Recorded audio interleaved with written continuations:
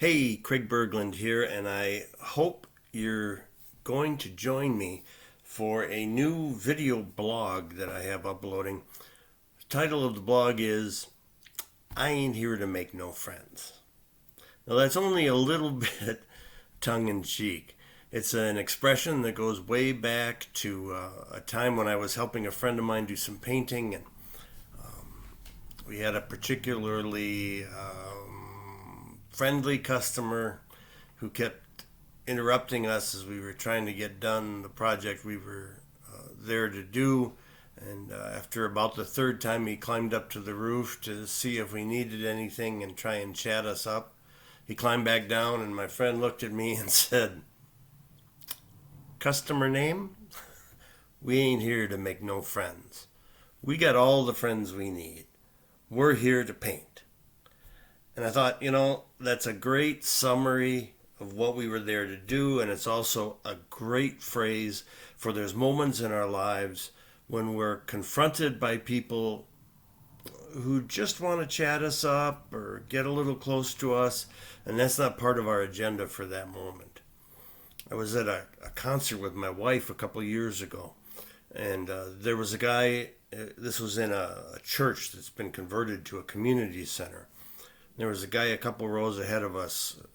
The concert hadn't started yet, or I'd have said something to him, but everybody who came in, he was trying to chat up. And finally, he looks at a guy down.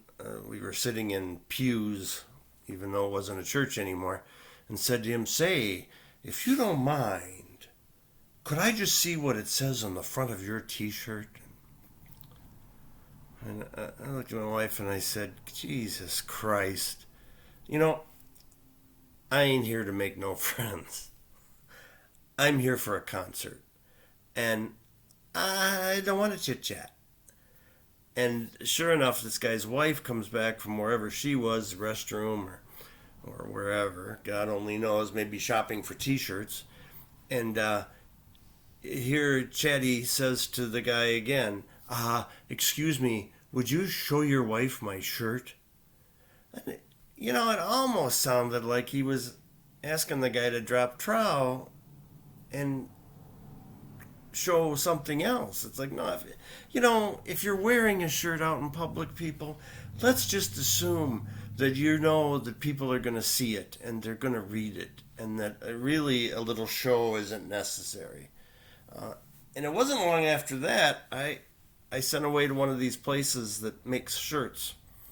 And I had a t-shirt made for myself that says, "I ain't here to make no friends." And then under it in parentheses it says, "I got all the friends I need."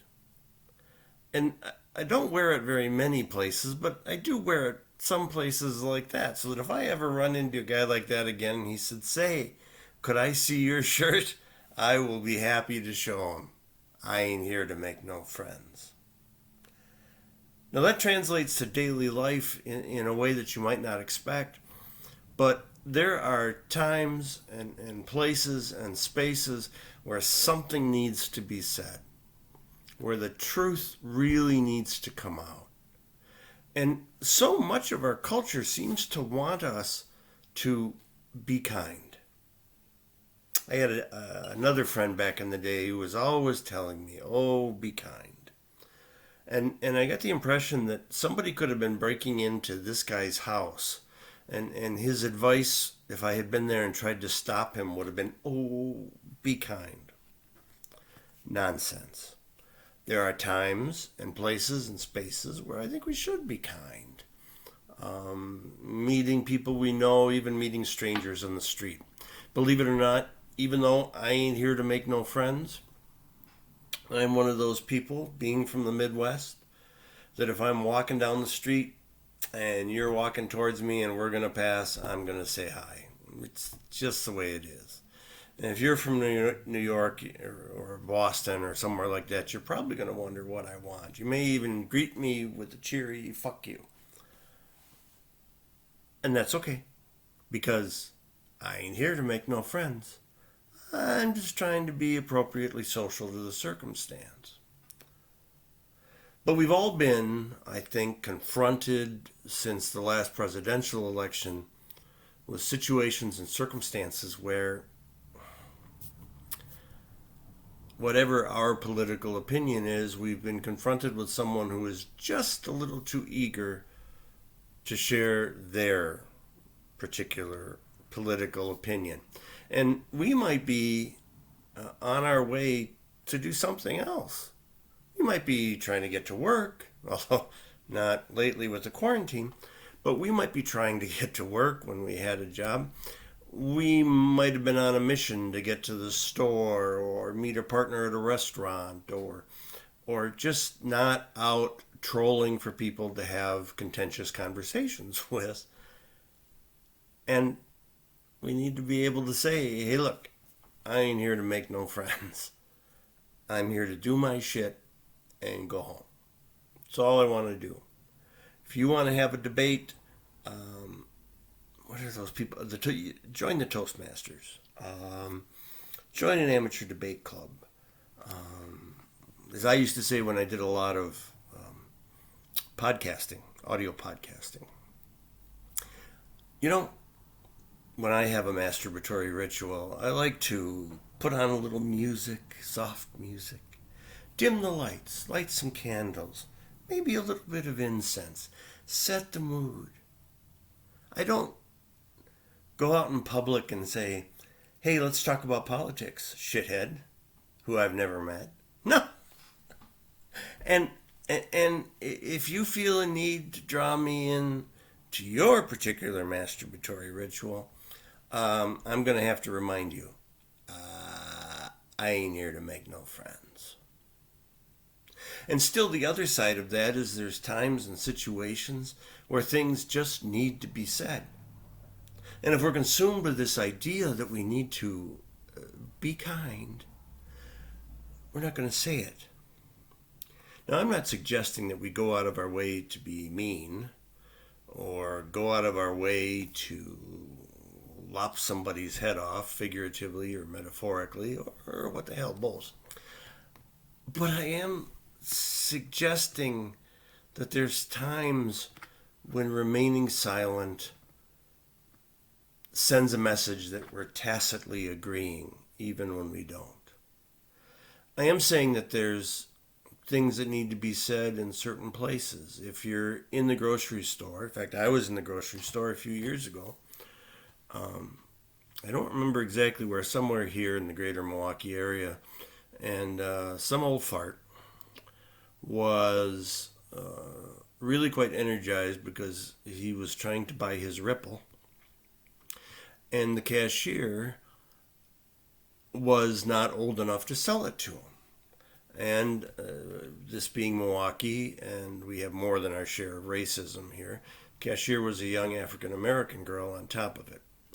And this old fart was using his body to get closer and closer to her as he raised his voice toward her.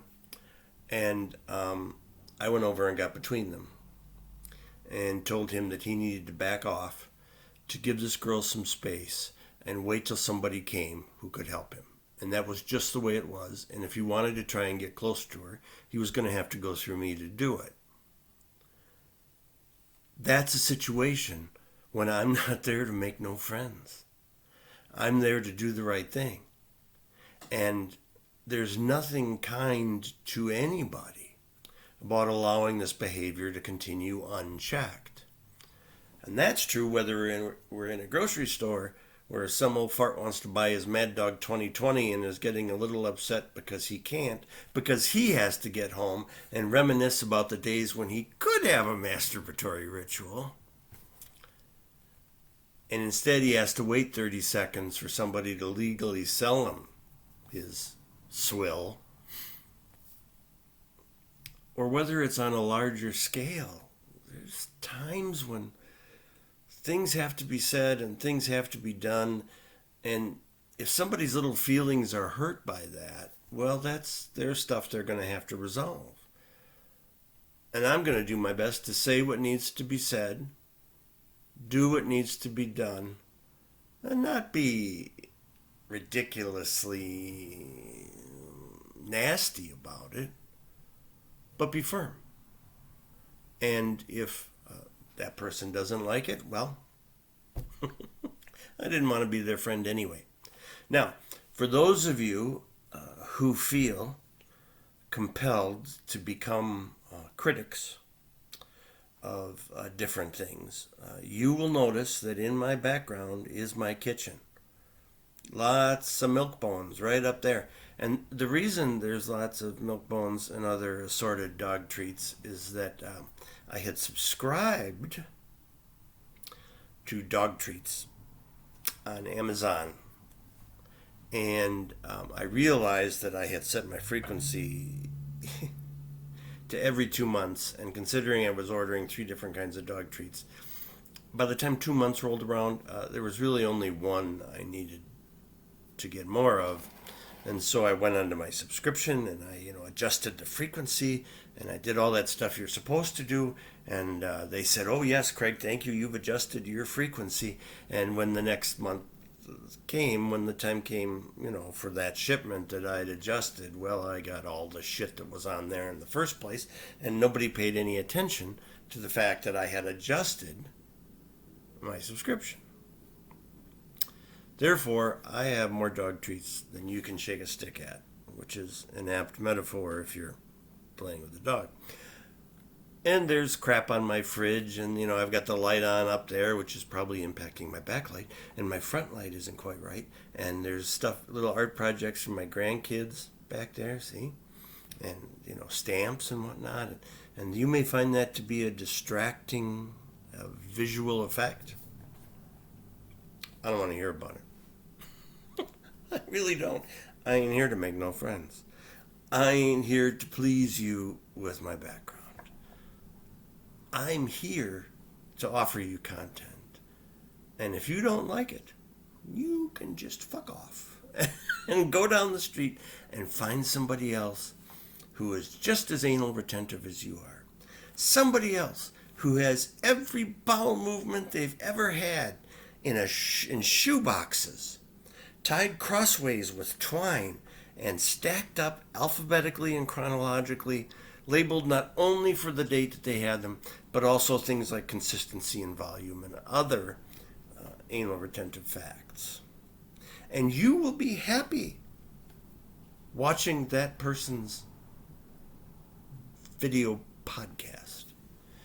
And you might even be able to comment on their stuff, and they might invite you over, and they, you two can become friends because they probably are looking for new friends and are probably very concerned about a whole lot of stuff that I really couldn't care less about. And then you will have saved yourself the energy and the aggravation of reaching out to me and being told to fuck off.